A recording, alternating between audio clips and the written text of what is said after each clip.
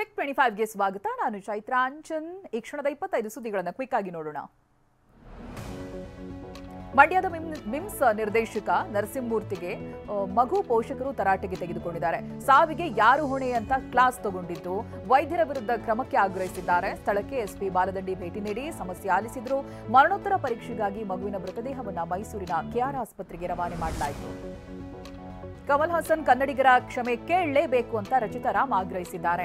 ನಾನೇನ್ ಹೇಳಬೇಕು ಅದನ್ನ ಹೇಳಿದ್ದೇನೆ. ನನ್ನ ಪ್ರೀತಿ, ನನ್ನ ಭಾಷೆ, ಬೇರೆ ಭಾಷೆ ಬಗ್ಗೆ ಮಾತನಾಡಲ್ಲ. ಆದ್ರೆ ನನ್ನ ಮೊದಲ ಗೌರವ ಕನ್ನಡ ಭಾಷೆಗೆ. ಯಾರಿಂದ ಯಾರೂ ಬಂದಿಲ್ಲ. ಚಿತ್ರ ಬಾನ್ ಬಗ್ಗೆ ದೊಡ್ಡವರು ನಿರ್ಧಾರ ಕೈಗೊಳ್ಳುತ್ತಾರೆ ಅಂತ ಹೇಳಿದ್ದಾರೆ. ಕಮಲ್ ಹಾಸನ್ ವಿರುದ್ಧವಾಗಿ ಜಿಲ್ಲೆಯಲ್ಲೂ ಆಕ್ರೋಶ ಹೆಚ್ಚಾಗಿದೆ. ಬಳ್ಳಾರಿಯಲ್ಲಿ ಕಮಲ್ ಹಾಸನ್ ಭಾವಚಿತ್ರ ತುಳಿದು ಕಿಡಿಕಾರಿದ್ದಾರೆ. ಅಲ್ಲದೆ ಕಮಲ್ ಭಾವಚಿತ್ರಕ್ಕೆ ಬೆಂಕಿ ಹಚ್ಚಿ ಆಕ್ರೋಶ ಹೊರಹಾಕಿದ್ದಾರೆ.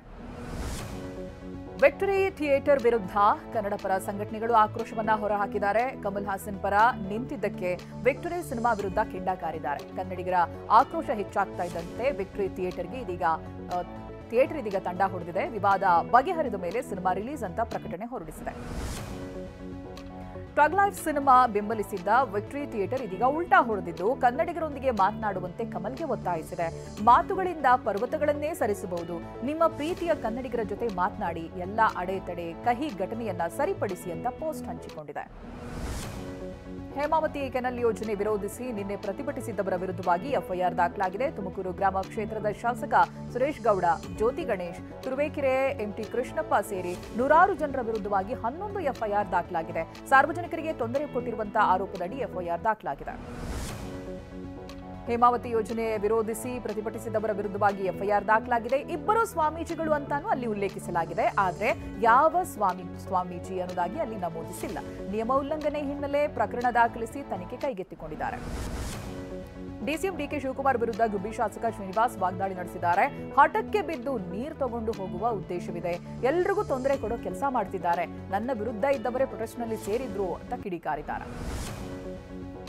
ಡಿಕೆ ಶಿವಕುಮಾರ್ ಪಾದಗಳಿಗೆ ಕೋಟಿ ನಮಸ್ಕಾರ ಅಂತ ಕೇಂದ್ರ ಸಚಿವ ವಿ ಸೋಮಣ್ಣ ವಾಗ್ದಾಳಿ ನಡೆಸಿದ್ದಾರೆ. ಡಿಕೆ ಶಿವಕುಮಾರ್ಗೆ ಏನಾಯಿತು ಗೊತ್ತಿಲ್ಲ, ಯಾವುದಕ್ಕೆ ಈ ರೀತಿ ಗಂಟು ಬಿದ್ರೋ ಗೊತ್ತಿಲ್ಲ.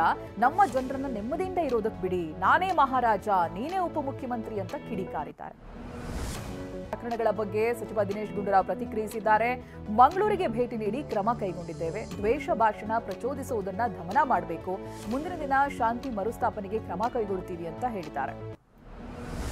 ಕಲಬುರಗಿಯ ಬಿಜೆಪಿ ಮುಖಂಡ ಮಣಿಕಂಠ ರಾಠೋಡ್ ವಿರುದ್ಧವಾಗಿ ಮತ್ತೊಂದು ಎಫ್ಐಆರ್ ದಾಖಲಾಗಿದೆ. ಎಸ್ಡಿಪಿಐ ಮುಖಂಡ ಸೈಯದ್ ಅಲೀಂ ದೂರು ಆಧರಿಸಿ ಎಫ್ಐಆರ್ ದಾಖಲು ಮಾಡಲಾಗಿದೆ.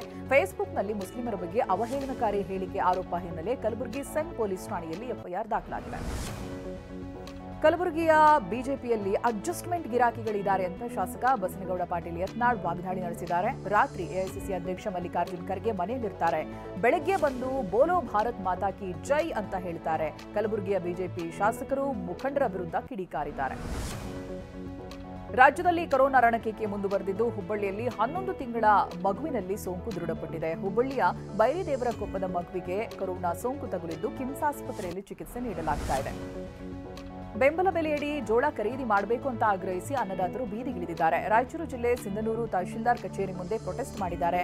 ನಮ್ಮ ಹೋರಾಟಕ್ಕೆ ಸರ್ಕಾರ ಸ್ಪಂದಿಸ್ತಾ ಇಲ್ಲ ಅಂತ ಆಕ್ರೋಶ ಹೊರಹಾಕಿದ್ದಾರೆ. ರಸ್ತೆ ಮೇಲೆ ಅನ್ನ ಹಾಕಿ ಊಟ ಮಾಡುವ ಮೂಲಕ ಕಿಡಿಕಾರಿದ್ದಾರೆ. ನಾಳೆ ಸಿಂಧನೂರು ಬಂದ್ಗೆ ಕರೆ ಕೊಡಲಾಗಿದೆ. ಬೆಂಗಳೂರು ಹೊರವಲಯದ ದಾಸನಪುರ ಬಳಿ ಕಳ್ಳತನವಾಗಿದ್ದಂಥ ಆಟೋ 24 ಗಂಟೆಯೊಳಗೆ ರಿಕವರಿ ಮಾಡಲಾಗಿದೆ. ಗುಡ್ಡದಹಳ್ಳಿಯಲ್ಲಿ ನಾಗರಾಜ್ ಎಂಬುವರ ಮನೆ ಮುಂದೆ ನಿಲ್ಲಿಸಿದ್ದಂಥ ಆಟೋ ಕಳ್ಳತನವಾಗಿತ್ತು. ಘಟನೆ ಸಂಬಂಧ ಮಾದನಾಯಕನಹಳ್ಳಿ ಪೊಲೀಸ್ ಠಾಣೆಯಲ್ಲಿ ದೂರು ದಾಖಲಾಗಿತ್ತು. ಬೆಂಗಳೂರಿನಲ್ಲಿ ನೇಪಾಳಿ ಗ್ಯಾಂಗ್ ಆಕ್ಟಿವ್ ಆಗಿದೆ. ಉದ್ಯಮಿ ಮನೆಯಲ್ಲಿ ಸೆಕ್ಯೂರಿಟಿಗಿದ್ದ ದಂಪತಿಯೇ ಚಿನ್ನ, ಹಣ ದೋಚಿ ಎಸ್ಕೇಪ್ ಆಗಿದ್ದಾರೆ. ಲೈಸೆನ್ಸ್ ಪಿಸ್ತೂಲ್, 2 ಕೆಜಿ ಚಿನ್ನ, 10 ಲಕ್ಷ ಹಣ ಕದ್ದೊಯ್ದಿದ್ದಾರೆ. ಎಚ್ಎಎಲ್ನ ಶಾಸ್ತ್ರಿನಗರದಲ್ಲಿರುವಂತಹ ಉದ್ಯಮಿ ಮನೆಯಲ್ಲಿ ಕಳ್ಳತನ ನಡೆದಿದೆ. ಛತ್ತೀಸ್ಗಢದಲ್ಲಿ ನಕ್ಸಲರ ವಿರುದ್ಧ ಕಾರ್ಯಾಚರಣೆ ಮುಂದುವರೆದಿದೆ. ನಕ್ಸಲರು ಹೂತಿಟ್ಟಿದ್ದ 5 ಕಿಲೋಗಿಂತಲೂ ಹೆಚ್ಚು ತೂಕದ 10 ಐಇಡಿಯನ್ನ ಭದ್ರತಾ ಪಡೆ ನಿಷ್ಕ್ರಿಯಗೊಳಿಸಿದೆ. ಛತ್ತೀಸ್ಗಢದ ನಾರಾಯಣಪುರ ಜಿಲ್ಲೆಯಲ್ಲಿ ಘಟನೆ ನಡೆದಿದೆ. ಐಪಿಎಲ್ನಲ್ಲಿಂದು 2ನೇ ಕ್ವಾಲಿಫೈಯರ್ ಪಂದ್ಯ ನಡೆಯಲಿದೆ. ಮುಂಬೈ ಇಂಡಿಯನ್ಸ್ ಹಾಗೆ ಪಂಜಾಬ್ ಕಿಂಗ್ಸ್ ವಿರುದ್ಧ ಹೈ ವೋಲ್ಟೇಜ್ ಪಂದ್ಯ ನಡೆಯಲಿದೆ. ಅಹಮದಾಬಾದ್ನಲ್ಲಿರೋ ನರೇಂದ್ರ ಮೋದಿ ಸ್ಟೇಡಿಯಂನಲ್ಲಿ ರಾತ್ರಿ 7:30ಕ್ಕೆ ಪಂದ್ಯ ಆರಂಭವಾಗಲಿದೆ. 2ನೇ ಕ್ವಾಲಿಫೈಯರ್ ಪಂದ್ಯದಲ್ಲಿ ಗೆಲ್ಲುವ ತಂಡ ಆರ್ಸಿಬಿ ವಿರುದ್ಧ ಫೈನಲ್ ಆಡುತ್ತೆ. ಜೂನ್ 3ರಂದು ಅಹಮದಾಬಾದ್ನ ನರೇಂದ್ರ ಮೋದಿ ಸ್ಟೇಡಿಯಂನಲ್ಲಿ ಫೈನಲ್ ಪಂದ್ಯ ನಡೆಯಲಿದೆ. ಬೆಂಗಳೂರು ಬಾಯ್ಸ್ ವಿರುದ್ಧ ಯಾರು ಸೆಣಸಾಡ್ತಾರೆ ಅನ್ನೋದು ಕುತೂಹಲ ಕೆರಳಿಸಿದೆ.